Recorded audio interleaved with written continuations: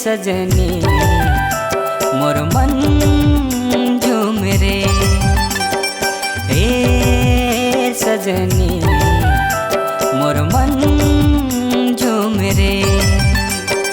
मन मोरे झूम रे जैसे मोर नाचे रे, मन मोरे झूम रे जैसे मोर नाचे रे। ए सजनी मोर मन झूम रे, ए सजनी मोर मन झूम रे।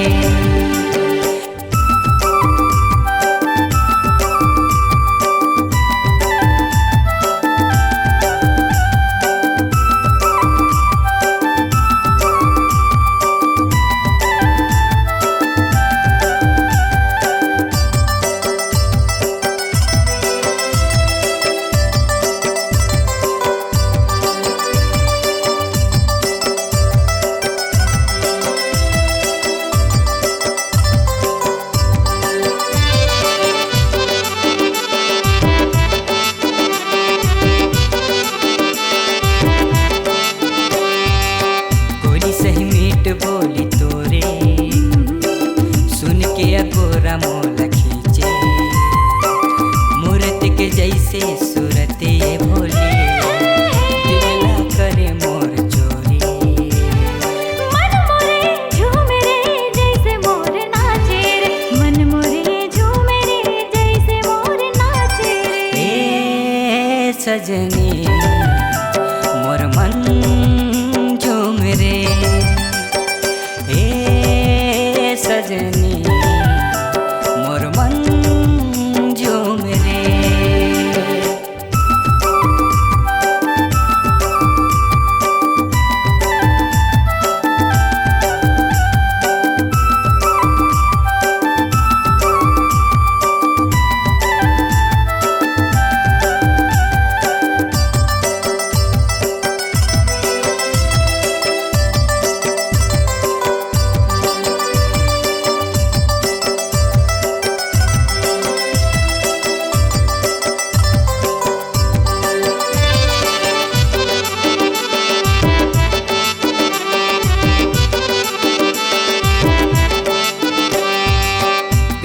के बंधना लगे है तोरे संग माँ, ऐसे रगागे तोर माया के रंग माँ।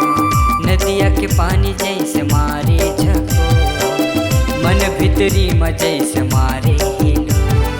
मन मोरे झूम रे जैसे मोर नाचे रे, मन मोरे झूम रे जैसे मोर नाचे रे। ए सजनी मोर मन झूम रे, ए सजनी मोर मन झूम रे।